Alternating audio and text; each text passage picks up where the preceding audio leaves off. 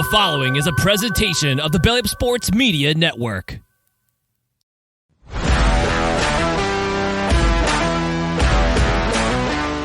That takes us to the main event of this one.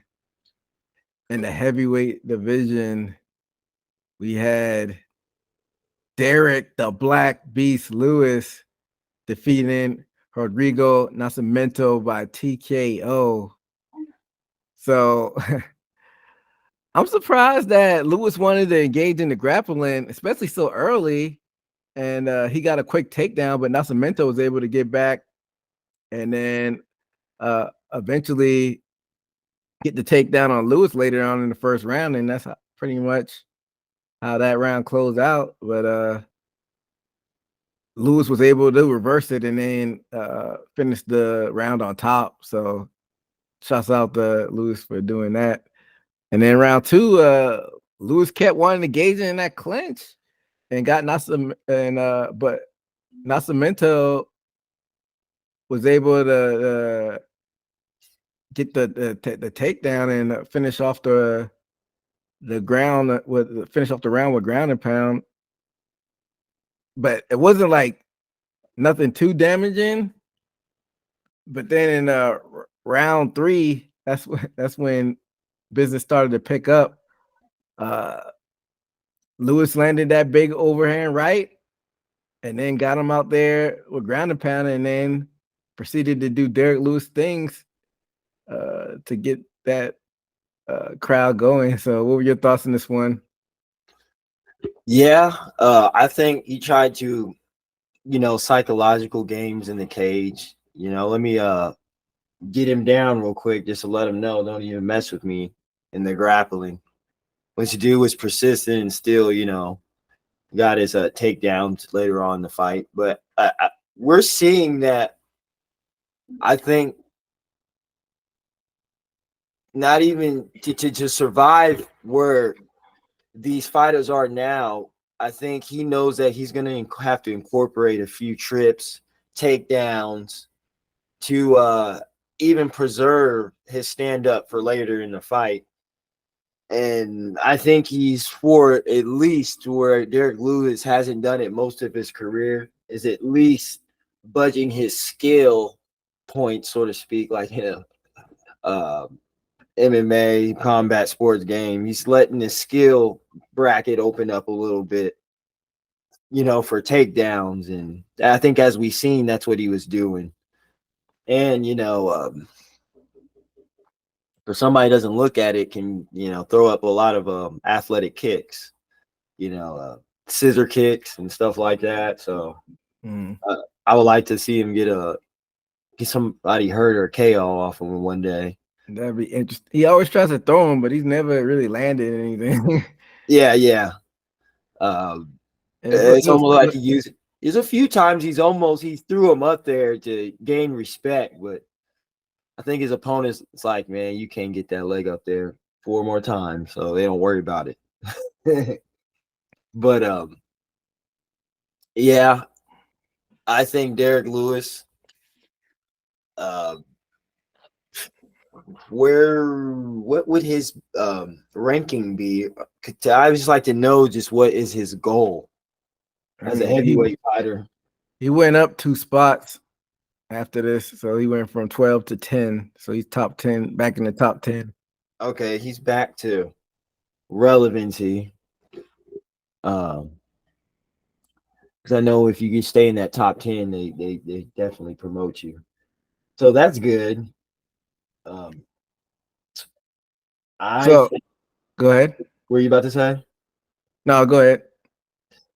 Yeah, and I was also about to say, so it's good he got a win after his loss to Almeida. But all this declothing after a fight, as far as like with the cup and shit, he might as well. Well, you get crazy products, ball shampoo, or something, or ball soap. He's taking his clothes off out of the ring all the time. His cup. You better be doing some promoting on some type of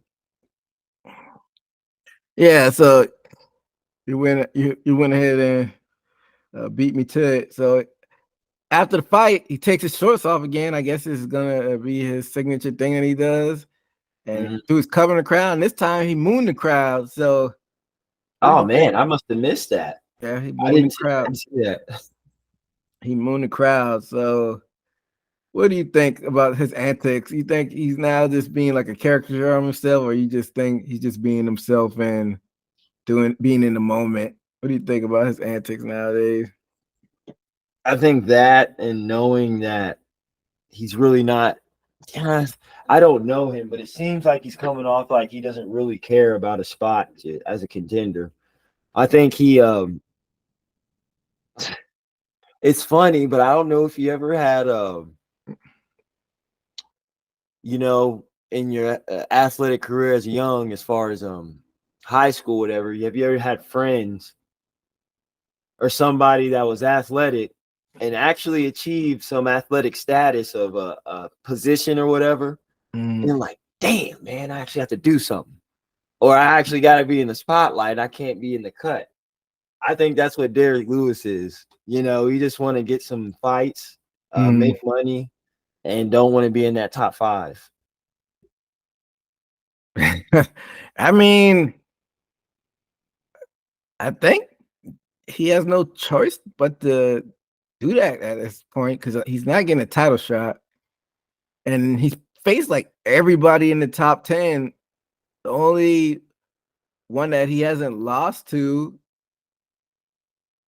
is somebody beat Curtis Blades at number 4. I don't know if Curtis Blades would want to run that back though, being ranked so high. He has to face Stipe, but that fight is definitely not happening. Yeah, we know it's probably one and done for Stipe whenever he comes back. But yeah, like what do you do with Derrick Lewis at this point? You said, I guess, just fun fights and just being a good gatekeeper because he literally faced everybody in the top 10. I think that until better opportunity opens up for him or for somebody who wants to think it's a good challenge to get a name off him. Because although, Derrick Lewis, his record's not consistent, I think in MMA it's more of can you pass this guy with a special techniques, and I guess he's just that one person to where you beat him, it means something, no matter what his rank is.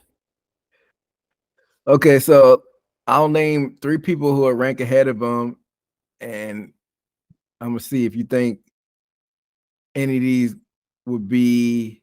Well, I was gonna say you think any of these guys would take a rematch, being ranked ahead of them, just to get their get back on them.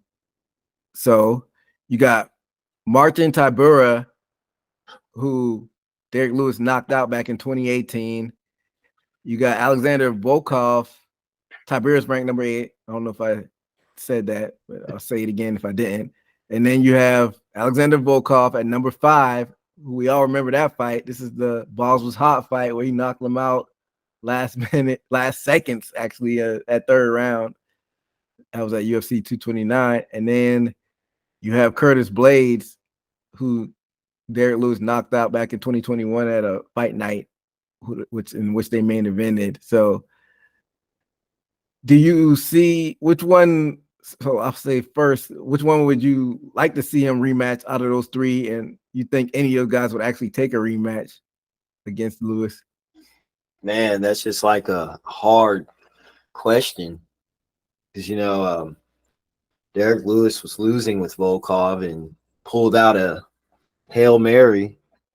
Who knows if Volkov has confidence that he wants to do that again, which I think most likely is the person with confidence to fight Derrick Lewis would be him. Yeah, he was winning that fight until that point. Yeah. Curtis, I would say he would have more second thoughts and then Tabora. I'm trying to picture that fight if it was easy for him or not. It was a long time ago. So. Yeah. But I would say 1, 2, 3 on that. Volkov, Curtis Blades, and then Tabora. So, yeah, with that, and that was a late knockout for Lewis as well in that Tabora fight. Halfway through the fight when he knocked him out. I think that the easiest fight would be if Volkov took the fight. I think he would have easiest time with him. For some reason, see the interesting thing about Derrick Lewis is for some reason when he goes against these wrestlers, he's able to knock them out. Like it's been a couple that have been able to figure it out, but for some reason he has good enough takedown where he can fend them off and knock them out. Sometimes it seems like he loses more to strikers than he does the people that try to wrestle him, which is ironic. Yeah, definitely. I think what is it? The Cormier was a submission for him, right? And you know, he was a wrestler that actually took advantage of it. Yeah, I more remember of him ducking his head losses, TK losses, and more of anything on the ground. So you may be right. You're definitely right about that. You know how he ducks his head all the time and the ref calls the fight. Yeah, so some other big losses. Mark Hunt, that's a striker. Knocked out. JDS, that's a striker. He lost, knocked out. Ciro Gone, striker, knocked out. Tai Tuivasa, a striker, knocked him out. Sergey Pakovich, another striker, knocked him out. So his losses are more so the strikers than it is the wrestlers. So it's like we had it wrong. I had it wrong. Maybe you want him to fight a wrestler. Gosh, the odds might be better. Yeah, he lost to Almeida, who's like a ground heavy, and Cormier, but outside of those his big losses have been the strikers. Yeah, go figure. But it was definitely a fun fight to attend in person. I think Missouri exhausted all their UFC options, so it may be a while because they just had one last year in Kansas City and this one in St. Louis. So I enjoyed my time there. Thank you for checking out this Haymaker Combat Sports segment. This full episode could be found on the Haymaker Combat Sports YouTube page and in audio form on all major podcast platforms. Until next time, peace.